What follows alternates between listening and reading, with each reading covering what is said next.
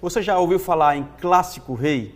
Ceará e Fortaleza fazem festas gigantes dentro e fora do campo, além de uma arquibancada lindíssima. Estamos conversando com Hilton Oliveira Júnior sobre o Clássico Rei e a gente tem como base o Almanaque Clássico Rei, escrito por José Renato Santiago Júnior, ele que tem uma pesquisa gigantesca. A gente vai falar um pouco mais sobre essa obra fantástica do nosso esporte. Já quero convidar o Hilton para reforçar o convite para você adquirir esse almanaque ou conhecer um pouco mais sobre a nossa história. Como é que eu consigo encontrar, onde eu encontro esse almanaque, meu irmão? Opa, Paulinho, muito obrigado pela oportunidade.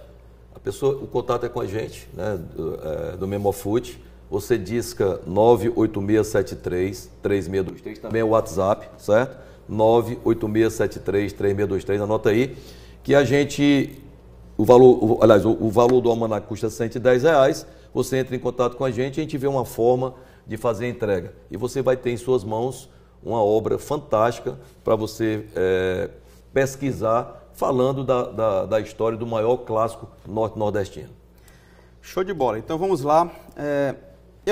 A gente falou no outro episódio sobre celebridades, personalidades que torcem Ceará e Fortaleza. Eu escrevi aqui alguns técnicos que dirigiram os dois clubes. E honestamente, eu falhei muito na memória. Não sei se você tem aí... Puxa aí, vamos aí pra Mas gente. eu vou lá. Luiz Carlos Cruz treinou os dois. Treinou os dois. E jogou o Clássico Rei. Jogou. Dirigiu seus times em Clássico Rei. Ferdinando Teixeira. Também treinou os dois. Treinou os dois e dirigiu seus times em Clássico Rei. Mas só lembrei desses. Vou puxar mais para trás. Urubatão Nunes.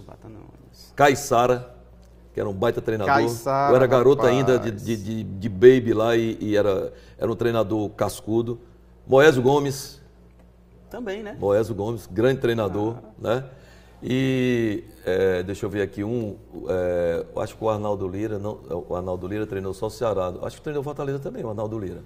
Cara, não me lembro. Eu acho que o Arnaldo Lira treinou dois. Eu tenho a impressão que sim. Sim, eu acho que o Arnaldo Lira treinou sim, entendeu? Então, desses treinadores todinhos que passaram aqui, aí você vai trazer Marquinhos Santos, mais próximo agora. Verdade. Né? Deixa eu ver outra aqui, que foi do Ceará e do Fortaleza, muito recente, cara. O Enderson, né? Acho que treinou Enderson Moreira treinou os dois. verdade. O Enderson Moreira. Tem muitos treinadores aí, né, cara? Porque quando você faz um bom trabalho, desperta a curiosidade do adversário, né? E é impressionante, né, que no ano seguinte, geralmente, o cara transfere-se de clube, né?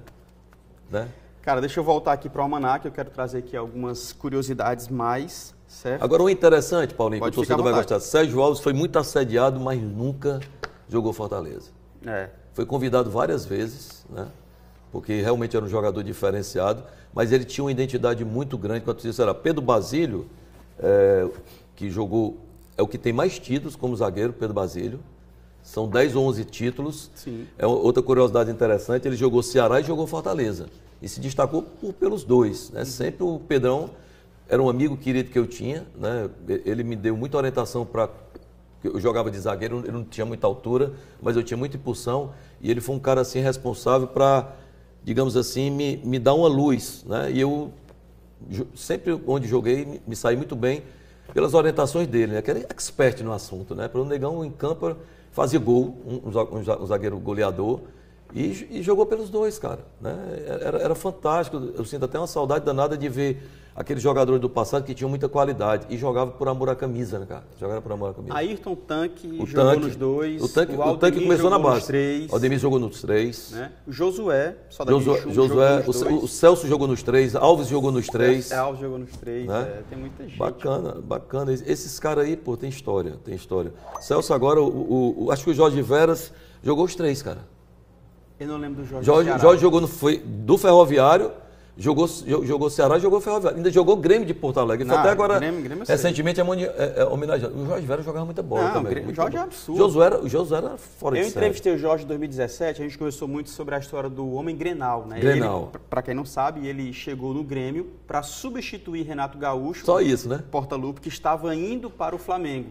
Aí ele chegou e na estreia fez 2 gols num Grenal, contra Tafarel, Luiz Carlos Vinck. fez 2 gols. E a partir daí começou a fazer gols constantes no Grenal. Então, assim, ele passou a ser chamado lá o Homem Grenal, e como você falou, foi muito bem recebido agora, o jogo entre Ferroviário e Grêmio. O Ferrão teve uma atitude sensacional. Levando o Jardel e o Jorge Veras, 2 figuras emblemáticas do Ferroviário e do Grêmio, tá? E eles foram celebrados lá, foi muito legal. E esses caras têm que estar sempre sendo reverenciados, né, cara, pela história, né? Técnico que mais esteve presente em Clássico Rei, Dimas Filgueiras, 69 jogos e 20 vitórias. Isso é uma lenda viva ainda, né, cara? É verdade. Quando o pessoal chama de soldado, você tem que dar continência ali, é general. Eu trabalhei com o Dimas, eu sou praticamente cria dele, e é um cara que fez história. E eu acho que é muito... Ele não tem o devido reconhecimento por parte do Ceará. Não tem. Ele, Carlito, que eu conheci também, Carlito respirava Ceará. O Dimas, a família do Dimas era o Ceará, cara. Sim. Ele viveu em função do Ceará. A família do Dimas era o Ceará. Era o Ceará. É, ainda porque ele está vivo, né? Sim, sim. Mas... para mim, sem dúvida nenhuma, é o maior nome da história do Ceará. Ele vivia e respirava Ceará. Sempre, sempre, sempre. 24 horas pensando no Ceará, pelo bem do Ceará. Ele não media esforço para tirar o Ceará de qualquer situação. Eu me lembro várias vezes que o pessoal ia na casa dele para chamá-lo para ser treinador e eu estava presente. Ele relutava, a família não queria, mas ele terminava cedendo por amor ao clube. E muitas vezes foi muito injustiçado. A mesma torcida que abraçava e apedrejava, a gente sabe que o torcedor tem esse direito, mas a própria imprensa não foi justa com ele em alguns momentos. E ele sempre, para mim, vai ser o maior nome da história do Ceará. Legal, a gente falava aqui de jogadores que atuam por os dois, né? Eu lembrei vários ainda. Lúcio Bala, Clodoaldo, Bechara. Ixi, esse aí foi... E o Clodoaldo foi numa transferência polêmica, né? Na época, foi muito polêmica. Foi polêmica, né? Sim, aí o Caiçara é o segundo técnico com 66 jogos, Valdemar dos Santos, o Gavião, com 59, Moésio Gomes com 58, França com 33, César Moraes com 30. Guri. E o Moésio também, você sabe que a história da saída dele para o Ceará, onde o Ceará foi tetra, né? Foi conturbada demais, né? Porque ele tem uma identidade com Fortaleza muito grande, a família do Moésio, né? Sim. Muito grande. Todos eram tricolores, né? Newton Albuquerque também. Newton trabalhou nos dois. Irmão do Dacildo Mourão. Dacildo Mourão, inclusive. Grande foi expulso Dacildo. Pelo Dacildo. Foi expulso pelo Dacildo. Também esteve aqui com a gente, ele falou sobre isso. Dacildo foi homenageado também pela gente. Árbitro FIFA, né? Árbitro FIFA. Baita do árbitro. Para mim, o melhor da história do futebol cearense. Baita árbitro. Muito legal, cara. Muito legal a gente poder passear pelo Isso é uma fonte de pesquisa muito, muito interessante, sabe, Paulo? E o Memofute teve a felicidade... Fala do Memofute, cara. Explica aí pra gente o que é o Memofute. Do que se trata, né? É um grupo de literatura e memória do futebol, foi fundado em 31 de março de 2007, lá em São Paulo. Por 16 pessoas amantes do futebol, eles entraram com a missão de resgatar, né, a memória do futebol. E o Cristiano Santos aqui, junto com o Ciro Câmara, que você conhece muito bem, sim. Renato Sátiro, né, Tom Barros, o Bruno Balacó naquele tempo não estava como eu, mas já tinha ciência do que era o Memofute. E o Cristiano trouxe isso como tendo 3 pilares básicos: o resgate, a preservação e a divulgação da história, mas sobretudo dos personagens, né, que são jogadores. E a gente tem sofrido muito para isso. É uma instituição totalmente apartidária, sem fins lucrativos, que a gente respeita muito a questão dos direitos autorais. Né? E a gente, como eu disse, trabalhar com memória é difícil, cara. Para você ter uma ideia, os Memofutes, tanto de São Paulo aqui, não tem nem estatuto. Para você elaborar um estatuto, tem que ter um estatuto todo pronto. A partir do momento que eu assumi, Sérgio Cartacho, você conhece o Sérgio Cartacho? Demais. Está se recuperando, um beijo para ele, que ele possa voltar firme e forte aí. E o Serginho, a gente montou uma equipe, a gente fez um estatuto, está pronto, o Tom Barros como advogado também deu uma olhada, o Sérgio levou para o contador, está tudo no ponto, mas a gente precisa ter uma sede. Né? E para a gente ter uma sede, a gente tem que ter uma renda. Sim. Eu tenho que colocar um funcionário, né? Porque o que é o Memofute? Para dar aporte, né? Para ser uma fonte de pesquisa para historiadores, pesquisadores, principalmente alunos curiosos. Né? A gente quer montar uma biblioteca, a gente quer ter um acervo bacana para as pessoas terem esse acesso. E a gente está trabalhando seriamente nisso. Tanto é que o Renato, na venda desse almanaque, generosamente, entendendo a nossa situação também, ele está doando um percentual para o Memofute. Nós estamos fazendo caixa. Né? E a gente tem essa expectativa Já estamos trabalhando com amigos, designers, que estão criando bonés, souvenirs que a gente possa vender, Muito bom. bater de porta em porta, para ali a gente gerar uma renda e a gente começar a pensar de fato a dar uma conotação diferente para o Mema Food, para ele possa ter vida de fato e viver de forma independente, porque todos os eventos que a gente faz, a gente metia a mão no bolso, isso não é legal, cara. Claro. Você tem que estar ali, eu vou estar ali presente sempre, a gente vai contribuir, a gente já tem alguns planos, mas você tem que ter a sua autossustentação. E é isso que a gente está trabalhando. Trabalhar com memória é muito difícil, cara. É muito difícil, as pessoas não valorizam. Mas é fantástico. Mas Um mexe lindo. com a gente e a gente vai por amor mesmo, né, cara? E é isso que a gente tem que fazer como desportista. Deixa eu trazer aqui mais informações. Um abraço para José Renato. Sátiro, está lá em Manaus hoje, né, que ele é coordenador lá de uma fundação. E eu conversei com ele antes de vir para cá, ele mandou um abraço para todos vocês. Mandou inclusive esse livro aí para que a gente possa deixar aqui. Somos quase da família, viu? Jogadores mais presentes em Clássico Rei. Pedro Basílio. Aquele que eu te falei, Pedro Basílio aí. 103 jogos. 103 jogos. 103 clássico. Ayrton Tanque com 76. Carneiro, lateral esquerdo, com 73. Lulinha, goleiro. 73. Falecido já. William, com 71. Edmar. O William é o lateral. O William é o lateral esquerdo que faleceu também, que era do Exército. O grande William foi supervisor do Ceará também. Trabalhou no Fortaleza. Gente boa, melhor da qualidade, convivi com ele. Legal. Edmar Araújo com 66. Renato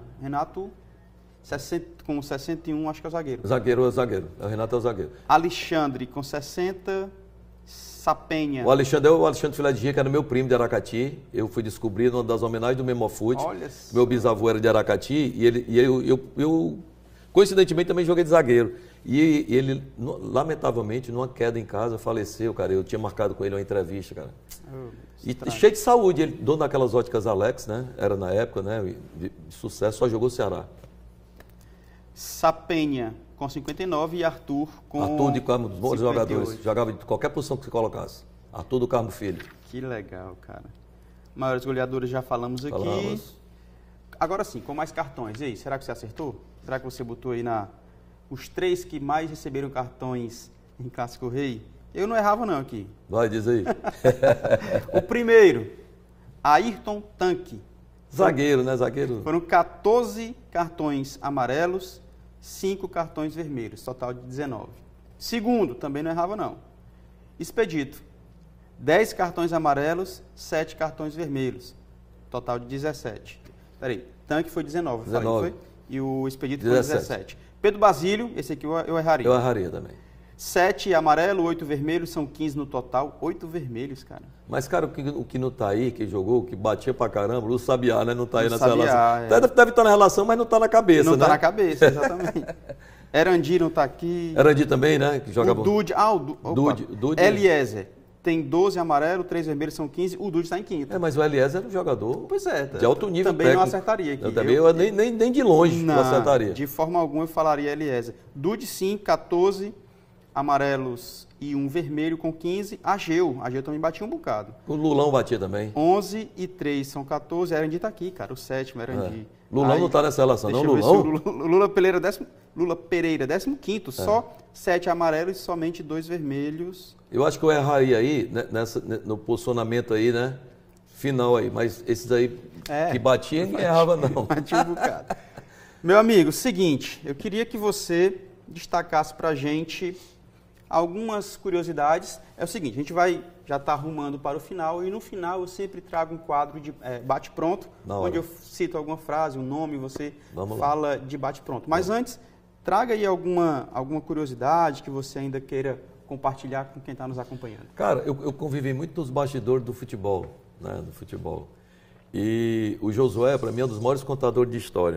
Josué é meu amigo, meu irmão, meu querido. ídolo no futebol cearense. Pai dele nós trabalhamos junto na construtora com Góis. O pai dele me ensinou muito na construtora, de uma simplicidade absurda. Aliás, o Josué é um cara simples, humilde demais. Sensacional. Se você for em Goiás, como eu fui, o Josué é ídolo, cara.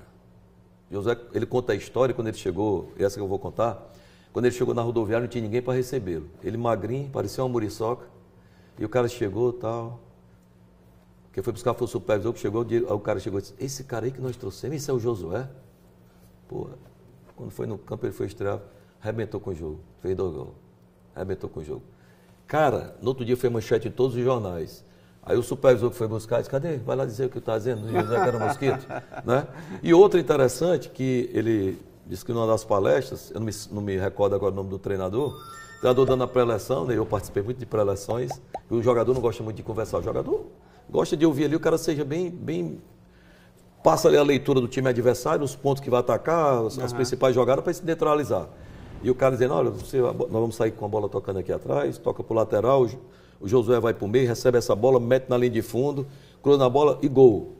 Na batida de bola a gente faz aqui a blitz, fecha a marcação de saída no meio de campo, ali a gente toma a bola, joga para o lateral direito, aí o José, ele falando, e vamos lá para ataque e gol. Aí o José assim, vem cá, mas nós vamos jogar lá sem adversário? Com essa facilidade que você está encontrando aí e tal. Quer dizer, são pequenas curiosidades assim que retrata realmente futebol. O futebol é muito folclórico, né? Tem muitas histórias, né? É verdade. Tem muitas histórias, você vê histórias maravilhosas, e que eu já li aqui, que tem no nosso livro lá, que tinha um atacante que foi em campo, o filho estava sendo velado e ele teve que entrar em campo para jogar. Quer dizer, isso é um negócio que é como o palhaço de circo, né? Meu pai fez uma entrevista uma vez que o cara dizia que o filho dele tinha morrido naquele lance de você fazer aquela maçã do amor, tinha caído no tacho e ele teve que ir para o palco, né, para fazer as pessoas rirem. Ele por dentro ali chorando, com um sentimento que não dá nem para se imaginar, mas ele estava ali atuando. O jogador de futebol é assim, né, cara? O jogador sempre tem, conheço vários aqui, que o próprio Pedro Basílio, né, que tinha perdido o pai e viajou para jogar, e dentro de campo foi o maior nome do Ceará, como ele sempre foi. O Pedro Basílio sempre se destacou. E esses cartões vermelhos dele, na maioria aí, cara, era por reclamação, não era por ser desleal. Verdade. Porque o negão sabia jogar. E fazia gol, né? Era goleador, fez gols decisivos, inclusive, nos grandes clássicos, né? Beleza, cara, agora a gente vai entrar no debate pronto. Vamos tá? lá. A gente vai bater um papo, uma frase e você responde. Então, a partir de agora, bate pronto com Hilton Oliveira Júnior, radialista, jornalista, escritor, um cara fantástico. Roda a vinheta. O Hilton na mesa com bate pronto. Cara, começo perguntando sobre um ídolo no esporte. Se preferir no Clássico Rei, sem problemas. Apesar de eu ser ligado ao futebol, meu maior ídolo é Ayrton Senna. No esporte, Ayrton Senna. Para mim, ali ele mostrou como é que um cara, ele encarna ali o desportista de um modo geral. Ele corria para o torcedor brasileiro. E todas as corridas eu pilotei kart e eu corria, onde quer que eu estivesse, eu parava para assistir as corridas do Senna. Eu era apaixonado pela maneira, pelo grande piloto, pelo grande profissional, o cara que encarnava essa questão do patriotismo. Para mim, então, disparadamente, é Ayrton Senna. Momento memorável na tua história enquanto torcedor, enquanto atleta, já que você iniciou na base, enquanto radialista, um momento memorável na tua história. Cara, eu tenho dois. Um, quando eu fiz o gol, eu fiz vários gols jogando futebol salão na época do SESC, fui campeão brasileiro. E eu fiz um gol jogando pela Construção Nacional de Fight. Fazia muito tempo que eu estava parado, eu tinha um problema no tornozelo. E o Góis e o chinês karatê, que trabalhava comigo, vamos jogar, tu sabe jogar. E eu não batia muito forte de perna esquerda. E a gente jogando contra a Colmeia nas Casas Alves, quadra lotada, né? Muita gente assistindo, os jogadores. E eu fiz um gol, peguei de bate-pronto, que aquela bola pesada, hoje a bola é leve, pegou no meio, cara, que o goleiro nem viu. Foi um golaço, né? Agora, tratando como torcedor, o gol mais bonito que eu vi aqui foi um gol do Luizinho das Arábias, no Castelão, né, que ele driblou praticamente toda a defesa, inclusive botou nas pernas do meu grande amigo Lula Pereira e fez um golaço contra o Ceará, cara. Para mim foi o gol mais bonito que eu vi aqui no futebol cearense. Uma frustração com o esporte? Cara, eu tive a oportunidade de jogar no Botafogo de Ribeirão Preto, que era a maior escola do futebol na época, que saiu de lá Raí, Sócrates, Rodrigues Neto. E aí jogando uma Copa Nordeste Natal, jogando pelo Ceará, os caras me viram lá e pegaram meu contato e na época, né, o meu pai, eu estava estudando, eu estudava no 7 de setembro, estudava muito, e o papai disse, não vá não, que você tem outras possibilidades, o papai querendo que eu fosse ser jornalista, e eu não fui, né? E ali, cara, eu fiquei frustrado, porque eu tinha certeza que eu ia jogar muito lá porque eu tinha qualidade para jogar e eu tinha essa ideia de jogar de volante, né, cara? Que eu tinha, por ser pequeno e eu tinha qualidade técnica egressa do futebol salão, eu ia render lá. Então foi uma frustração para mim. Se você pudesse voltar no tempo, certo? Lá você, quando jovem ainda, ou como atleta, ou, enfim, hoje, o que você falaria para o Wilton lá, seus 17, 18 anos? Investe no futebol, ou então vai estudar um pouco mais, enfim, qual seria o teu conselho para o Wilton lá de 18 anos, 17 anos, 16 anos? Cara, eu sempre fui apaixonado por futebol, né? Eu tinha me preparado mais, né? Mas sem deixar de estudar. Eu acho que o estudo, eu sempre disse como treinador de base, eu falava para meus atletas, você tem que estudar, porque você pode ter uma carreira muito longa, mas pode ser meteórica, né? E você tem que estar preparado para isso. Para quando parar não acontecer o que acontece na maioria. As pessoas ficam passando necessidade. Essa é a grande verdade. A gente sabe disso. Você vive lá no Maestro da Bola e sabe como é a situação. Mas eu não sairia do futebol salão na época. Eu não teria saído do salão para ir jogar Ceará. Porque o salão na época tinha uma perspectiva muito boa. Coronel Totonho, Coronel Quixadá, que é o Totonho, que é um dos grandes jogadores do Bolsalão, ele tinha essa intenção de me levar para São Paulo. E ele hoje mora para lá, né? Que era um grande centro na época. Aqui foi celeiro, né? Sumove, Armazém do Sul, começaram lá atrás, depois o Banfó. Mas lá em São Paulo seria a grande vitrine do Bolsalão. O que é que o futebol representa para o Wilton? Cara, para mim, eu sou apaixonado por futebol. E hoje a responsabilidade que eu tenho de conduzir o Memofute é muito mais levada pelo amor ao futebol, mas principalmente pela memória, cara. Eu gosto da história, sabe? De valorizar quem merece valorizar.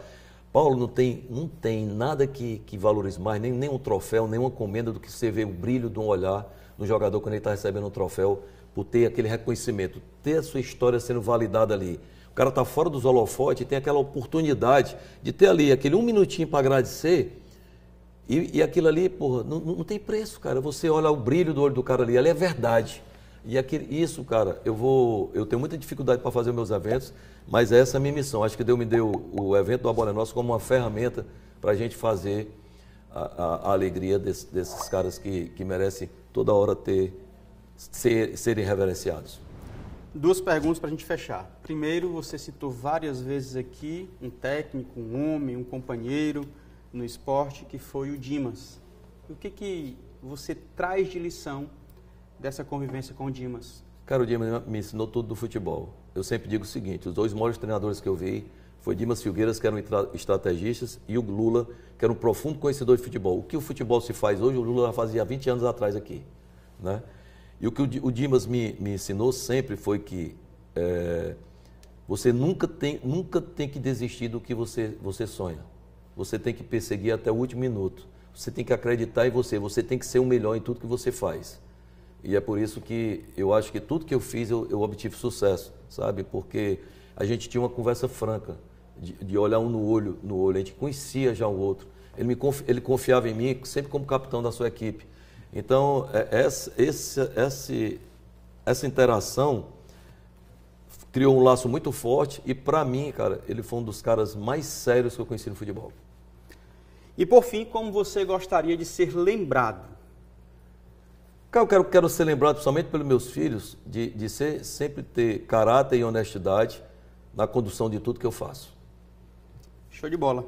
Cara, fechamos aqui mais um Maestros da Bola, com muita satisfação em te receber. Conversamos bastante sobre o Clássico Rei. Claro, poderíamos conversar mais tantas horas sobre esse clássico tão especial, talvez um dos maiores, com certeza, um dos maiores do Brasil. Satisfação de receber, sei o teu trabalho aí no rádio, na imprensa como um todo, por onde você passa levantando essa bandeira.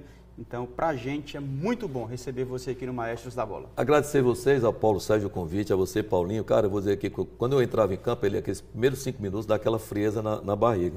Ser entrevistado, embora a gente já está acostumado com esse negócio de microfone, desde garoto eu sempre fui presidente de Grêmio, sempre falei, por ter na veia essa questão de jornalismo, mas a gente fica nervoso, né? A gente às vezes quer falar muita coisa e o cérebro ali parece que encurta. Cara, parabenizar o teu trabalho, cara, eu fico feliz de ter pessoas que se preocupam em valorizar esses atletas, né, que construíram a sua história. E, como eu disse, o A Bola é Nossa está de portas abertas para vocês, que todos vocês aí se lembrem que o Memofute precisa de apoio mais do que nunca, né, porque a gente quer sempre está trazendo, fazendo esse resgate, ajudar principalmente os pequenos escritores que não têm verba, a gente ser esse canal de buscar para que eles possam trazer mais histórias, né, atualizadas, porque hoje, lamentavelmente, com o avanço da internet, os livros não são mais valorizados, e eu acho que tem que ser sempre. Eu leio todo dia para poder estar me inteirando. E esse trabalho que você faz é magnífico, Maestro da Bola. E pode ter certeza que no próximo ano vocês vão estar lá recebendo uma comenda pelo belíssimo trabalho que vocês fazem aqui. E agradecer principalmente a TV Fortaleza, que teve esse start aí de trazer um programa tão único e exclusivamente voltado para a memória do nosso futebol. Sensacional. Gratidão pelas palavras e seja sempre bem-vindo aqui no Maestros da Bola. Valeu!